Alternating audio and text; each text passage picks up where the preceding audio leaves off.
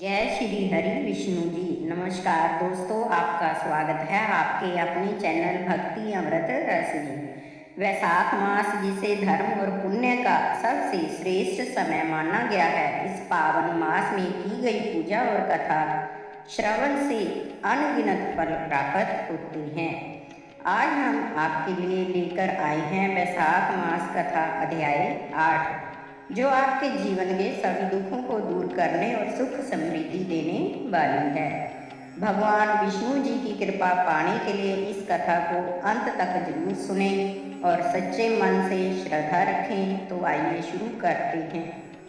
पूजा विधि: सुबह जल्दी उठकर स्नान करें, साफ वस्त्र पहनकर भगवान विष्णु जी का ध्यान करें। पूजा स्थान पर दीपक और धूप जलाएं। तुलसी पत्तर, फूल, फल भगवान विष्णु जी को अर्पित करें और ओम नमो भगवते वासुदेवाय मंत्र का जाप करें। श्रद्धा से वैशाख मास कथा अध्याय 8 का पाठ करें या श्रवण करें। अंत में आरती करें। वैशाख मास अध्याय 8 की कथा। तदंतर मैथिल ने कहा, हे ब्राह्मण, जल का दान न करने से इक्ष्वाकु का वंश पर 3 जन्म पर्यंत चातक होना और फिर मेरे घर में ग्रह गिद्ध योग का होना बहुत ही योग्य हुआ, क्योंकि वह सब उस अधर्मों के कर्मों के अनुरूप हुआ है। और साधु महात्माओं की सेवा न करने से उसने गिद्ध की योनि पाई। परंतु आपने जो यह कहा कि इसे 7 जन्म तक कुत्ते की योनि मिली, यह बात मुझे बहुत अनुचित प्रतीत होती है। इसने संत महात्माओं को कष्ट नहीं दिया तथा ब्राह्मणों को भी दूषित नहीं किया, परंतु इसने सेवा नहीं करी। इससे निश्चय यह बात है कि उसे फल न मिलना चाहिए। अनेक प्रकार के अर्थ करना ही औरों को कष्ट देना है। बिना कारण ही इसे कुयोनि क्यों मिली?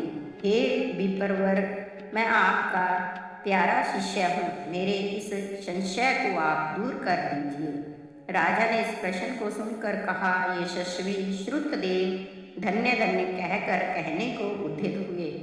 हे राजन, हे पाप रहित, जो तुमने पूछा है मैं उसका समाधान कहता हूँ। यहीं कैलाश के शिखर पर शिवजी ने पार्वती से कहा था, सब लोकों की रचना कर उनकी अमानुष और ऐहिक 2 प्रकार की स्थिति बनाई। हेतु की स्थिति के निमित्त प्रत्येक 3-3 भेद माने हैं, यथा जल सेवा, अन्न सेवा और औषधि सेवा। हे महाभाग, ये तीनों भी इस लोक की स्थिति के हेतु हैं। ऐसे ही इस श्रुतियों में पारलौकिक स्थिति के भी 3 हेतु हैं, साधु सेवा, विष्णु सेवा और धर्म सेवा। ये तीनों परलोक की स्थिति के हेतु हैं। जैसे घर में इकट्ठा हुआ मार्ग का व्यय मार्ग में काम देता है, वैसे ही इन हेतुओं का करना तत्काल धन संपत्ति देता है, किंतु साधु महात्माओं के दुसह मनोरथ भी सिद्ध हो जाते हैं। अप्रिय बातों का कहना भी दुख का हेतु हो जाता है। यहाँ हम एक पुराना इतिहास वर्णन करते हैं। यह इतिहास पाप नाशक है और ऐसा अद्भुत है कि श्रवण करने से रोमांच ही आते हैं। यज्ञ दीक्षा में उपगत दक्ष प्रजापति एक समय महादेव जी के बुलाने के लिए कैलाश पर गए। उन्हें देखकर उन्हीं की भलाई सोच महादेव जी ने उठकर आदर नहीं किया। शिव जी ने सोचा, मैं संपूर्ण देवताओं का गुरु, वेद द्वारा जानने योग्य सनातन हूँ। ये चंद्रमा और इंद्र आदि सब देवता यज्ञ भाग लेने वाले सेवक हैं। स्वामी सेवक के आने पर नहीं उठता, ऐसे पति स्त्री के लिए, गुरु शिष्य के लिए नहीं उठता है। यही शास्त्रवेताओं का मत है। गुरुत्व में संबंध कारण नहीं होता, यही श्रुति का वाक्य है, जिसमें बल, दान, तप और शांति अधिक होती है, वह औरों का गुरु है। सेवक होते हैं। जो स्वामी स्वयं वृत्ति आदि के लिए उठते हैं उनका आयु, धन और यश तत्काल नष्ट हो जाते हैं, इसलिए मुझे उठना उचित नहीं है। यह मेरा प्यारा ससुर है। ऐसा विचार कर दक्ष प्रजापति की भलाई सोच महादेव जी उपासना से आसन से न उठे। जब प्रजापति ने देखा कि महादेव ने उठकर मेरा आदर नहीं किया, उसे बड़ा क्रोध आया और अनेक प्रकार से महादेव जी के आगे ही निंदा करने लगा कि आश्चर्य, इस अकृतात्मा दरिद्री, इसको बड़ा ही अहंकार है। इसका धन केवल एक बुढ़ा बैल जिस पर केवल चर्म ही शेष रह गया है, कपाल की हड्डी धारण करते हैं और अत्यंत पाखंडी हैं। ऐसे वृथा अहंकारी का भगवान कैसे कल्याण करेंगे? यह कोई शुभ कर्म नहीं करता और महा अपवित्र है। इसे भी विद्वान मनुष्य अच्छी तरह जानते हैं। दरिद्रता के मारे शीत से व्याकुल इस पवित्र हाथी के चर्म को ओढ़ते हैं। शमशान में घर है और सर्पों के आभूषण धारण कर रखे हैं। न इसके धीरज है न ज्ञान है। उस भस्मासुर से दूर भाग गया है। रात दिन भूत प्रेत पिशाच संग में ऐसे दर्जन रह रहे हैं। इसके कुल का कुछ ठिकाना नहीं है, न ही महात्मा इसकी प्रशंसा करते हैं। दुरात्मा नारद ने पहले बड़ाई की, उसी के बताने से मैंने अपनी कन्या सती का विवाह इसके साथ कर दिया। यह भी अलग धर्म वाली हो गई। इसी को अपने घर में सुखपूर्वक वास करावे, ऐसा वो नदी में इसे कभी नहीं सह सकता। मेरी पुत्री से भी मुझे कुछ प्रयोजन नहीं। जैसे कुम्हार का घड़ा चंडाल के हाथ में पहुंच जाने से किसी काम का नहीं रहता, ऐसे विमूढ़ आत्मा दक्ष ने सती और शंकर को निमंत्रण न दिया और अनेक प्रकार के कुवाक्य कहकर चला गया। तदंतर यज्ञ स्थान में जा ऋत्विक और मुनियों को संग ले विधि पूर्वक यज्ञ करने लगा और श्री शंकर जी की निंदा करता रहा। ब्रह्मा और विष्णु को छोड़ सिद्ध, चारण, गंधर्व, राक्षस और किन्नर आदि सब देवता यज्ञ में आए।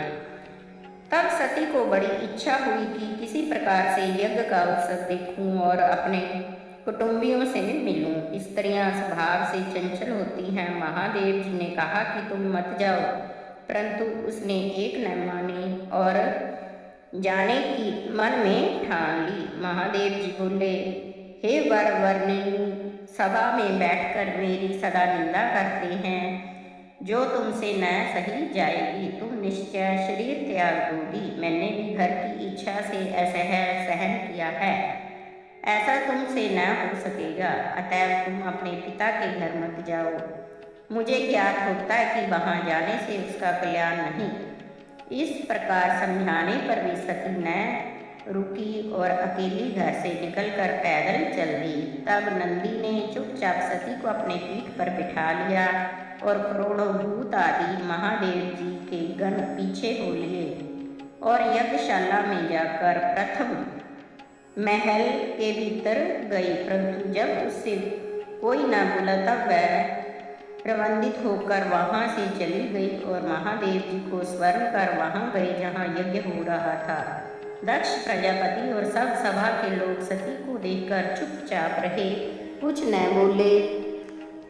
किसी ने कुछ भी न कहा तो वहां खड़ी रही और रुद्र की आहुति तक पिता की चेष्टा देखती रही। जब दक्ष ने रुद्र की आहुति छोड़कर दूसरी आहुति दी तो सती की आंखों में आंसू भर आए और अकुलाकर बोली, जो मनुष्य बड़ों का अपमान करते हैं उनका कल्याण नहीं होता। तुमने सब संसार के रचने वाले, सबके प्रभु और अविनाशी रुद्र की आहुति नहीं दी। ये जितने बड़े बड़े ऋषि मुनि और महात्मा इकट्ठे हुए हैं, इन्होंने भी तुम्हारी दुष्ट बुद्धि दूर नहीं की। विधाता इनके भी विमुख ज्ञात होता है। जब सती ऐसे कह रही थी तब पूषा देवा मुख फाड़ हंसने लगा और शुभ कर्मों से हीन शुक्राचार्य दाढ़ी और मूछों को फड़काने लगे। बहुत से राजा पाम उरु और कक्षाओं को फड़काने लगे और सती का पिता अभाग्या से निंदा करने लगा। उनकी बातों को सुनकर सती क्रोध से लाल हो गई और उस निंदा के सुनने का प्रायश्चित करने के लिए उसने अपनी देह को त्याग देना चाहा। सबके देखते देखते सती होम की अग्नि में गिर पड़ी। सती के गिरते ही बड़ा हाहाकार मच गया। महादेव जी के गण भागकर शिव जी के पास पहुँचे और सब कथा सुनाई। सुनते शिव जी ने सहसा उठकर कलंक तक के समान क्रोध से एक जटा उखाड़ कर पृथ्वी पर दे मारी। तब बड़ा बलवान बड़ी देह वाला वीरभद्र उत्पन्न हुआ। उसके सहस्त्र भुजा थी और उसका रूप यमराज के समान था। वह वीरभद्र महादेव जी के सन्मुख हाथ जोड़कर खड़ा हो गया और कहने लगा, हे प्रभु, जिस काम के लिए तुमने मुझे उत्पन्न किया है वह काम बताइए। यह सुन के रुद्र भगवान क्रोध करके सम्मुख खड़े वीरभद्र से बोले, तू अभी जाकर मेरे निंदक दक्ष का नाश कर दे। जिसके कारण प्रिय सती को देह त्यागना पड़ा और बड़े बड़े बलवान भूतगणों को आज्ञा दी, तुम भी इसके संग जाओ। महादेव जी की आज्ञा पाकर सब के सब यज्ञशाला पहुँचे और देवता असुर मनुष्य आदि सब असुरों को मार गिराया। उषा दांत निकालकर जो हंसा था, वीरभद्र ने उसके दांत उखाड़ डाले तथा दुरात्मा भृगु की दाढ़ी मूछ उखाड़ डाली। जिसने जो अंग फड़काया उसी अंग को वीरभद्र ने उखाड़ कर फेंक दिया। तब दक्ष का सिर काटने के लिए बड़ा उद्योग किया, क्योंकि उसके सिर की रक्षा भृगु अपने मंत्र बल से कर रहा था, इससे सिर नहीं कटता था। तब रुद्र ने स्वयं आकर उस दुरात्मा का सिर काट अलग कर दिया। इस प्रकार यज्ञ में जो भी आए थे सबका संहार कर गणों सहित कैलाश को गए। जो मरने से बचे वो ब्रह्मा जी की शरण में गए। उनको संग ले ब्रह्मा जी कैलाश पर शिव जी भगवान के पास पहुँचे और वहाँ जाकर अनेक प्रकार से शिव जी को समझा बुझाकर क्रोध को शांत किया और महादेव जी को संग ले यज्ञशाला पहुँचे। यज्ञ में जो मारे गए थे उन सबको फिर जीवन दान दिया। सदाशिव ने दक्ष के धड़ पर बकरे का सिर लगा दिया, जिसे आज तक शिव उपासक उनकी प्रसन्नता के लिए बम बम बम बम बोले करते हैं। ऐसे ही भृगु जी के मुख पर बकरे की दाढ़ी लगा दी, उषा को दांत नहीं दिए और कहा कि यह अन्न को पीस कर खा लिया करेगा। ऐसे ही अंग लगाकर सबके सिर जोड़ दिए और ब्रह्मा जी और शिव जी द्वारा उन सब का कल्याण हो गया और पहले ही की तरह यज्ञ करने में प्रवृत्त हुए।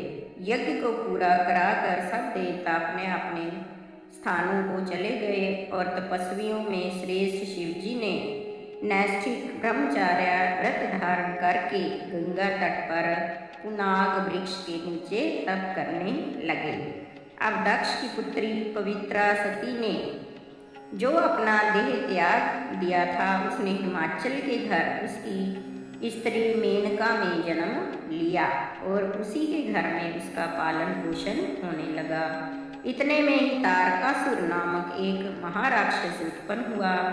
उसने घोर तप कर परमेष्ठी ब्रह्मा को प्रसन्न कर लिया तो ब्रह्मा जी ने उसे वर दिया कि तू देवता, राक्षस, मनुष्य व नाग किसी से नहीं मरेगा, किसी प्रकार के आयुष हथियार से न मरेगा, किंतु जब रुद्र भगवान का महाबली पुत्र होगा वह तुझे मारेगा।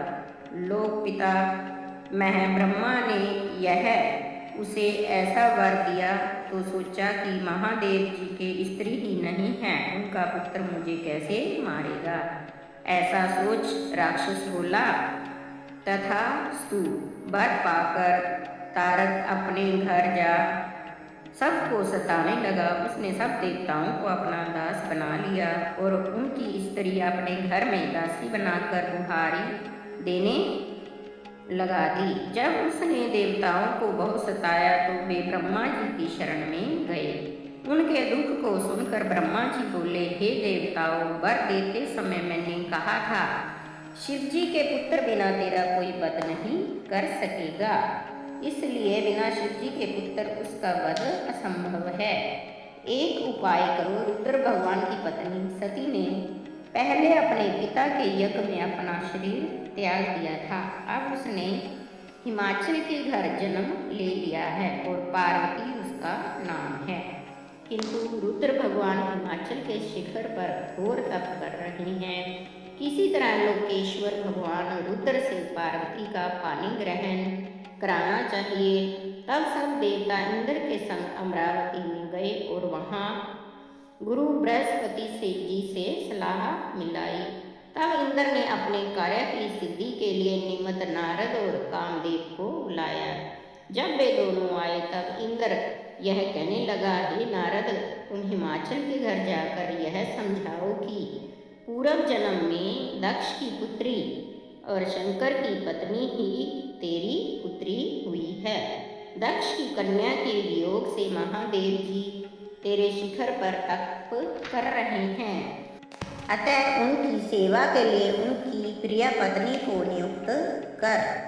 तेरी पुत्री उन्हीं की पत्नी होगी और वे उसके पति होंगे।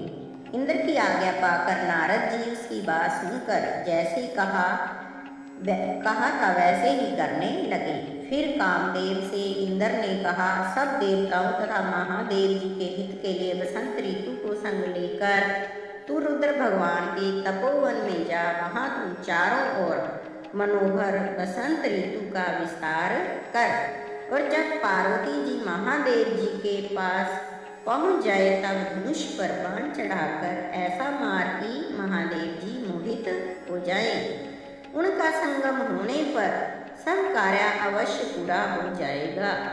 कामदेव जो आज्ञा कहकर बसंत ऋतु अपनी स्त्री ऋत और अनुचरों को संग ले उसी ओर शीघ्र ही चला गया और जाकर अपनी शक्ति से असमय में बसंत ऋतु उत्पन्न कर दी।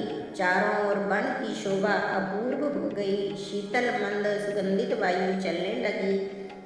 उसी समय महादेव जी भी पार्वती की सेवा से प्रसन्न हो उन्हें गोद में बैठाकर कुछ कहना प्रारंभ करने लगे। तब कामदेव ने समझा कि प्राण क्रिया के संगम का यही उचित समय है, इसलिए धनुष उठाकर महादेव जी के पीछे चला गया और वृक्ष की ओट से एक बाण छोड़ दिया और दूसरा बाण चढ़ाकर चलाने को ही था कि महादेव जी का मन चंचल हो गया।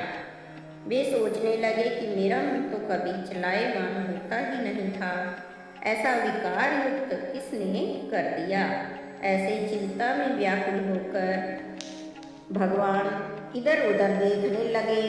तब बाईं ओर कामदेव दिखाई पड़ा और क्रोध से अपने ललाट से तीसरे नेत्र को खोलकर गोदी से पार्वती जी को दूर करके ऐसी तीक्ष्ण अग्नि प्रकट की कि सब संसार भयभीत हो गया और अग्नि से धनुष बाण समेत कामदेव भस्म हो गया। देवता अपने कार्य की सिद्धि समझकर भाग गए तथा बसंत और रीत भी भयभीत हो भाग गए। पार्वती जी भी डर के मारे आंख बंद करके वहां से हट गई और स्त्री की निकटता छोड़ने के लिए महादेव जी भी अंतर्ध्यान हो गए। महादेव जी के हित की इच्छा करने वाले देवताओं को कुछ ही फल की सिद्धि न हुई, उल्टा अनर्थ हुआ। फिर जो कोई साधु महात्माओं के साथ दुष्टता करते हैं उनका कहना ही क्या। इसी प्रकार यह इक्ष्वाकु का पुत्र सदा साधुओं को अप्रिय था, क्योंकि यह साधुओं की भली भांति सेवा नहीं करता था। इसी कारण उसने महा दुख भोगे और अनेक बुरी योनियों में जन्म लिया। इसलिए सब धर्मों की सिद्धि के लिए साधु सेवा अवश्य करनी चाहिए। देखो, रुद्र का अप्रिय करने से कामदेव ने भविष्य जन्मों में बड़े बड़े दुख उठाए। जो रात दिन इस पुण्य चरित्र रूपी पुराने इतिहास की सुनते हैं, वे जन्म, मृत्यु, बुढ़ापा आदि से निस्संदेह छूट जाते हैं। तो दर्शकों, यह थी वैशाख मास अध्याय 8 की पावन कथा। यदि आपने इसे सच्चे मन से सुना है तो निश्चित ही भगवान विष्णु आपकी हर मनोकामना पूर्ण करेंगे। अगर आपको यह वीडियो पसंद आया हो तो इसे लाइक करें, अपने दोस्तों और परिवार के साथ शेयर करें और हमारे चैनल भक्ति अमृत रस को सब्सक्राइब जरूर करें। कमेंट में जय श्री हरि विष्णु जी लिखकर अपनी श्रद्धा जरूर व्यक्त करें। इसी तरह की और पावन कथाओं के लिए जुड़े रहें हमारे साथ। जय श्री हरि विष्णु।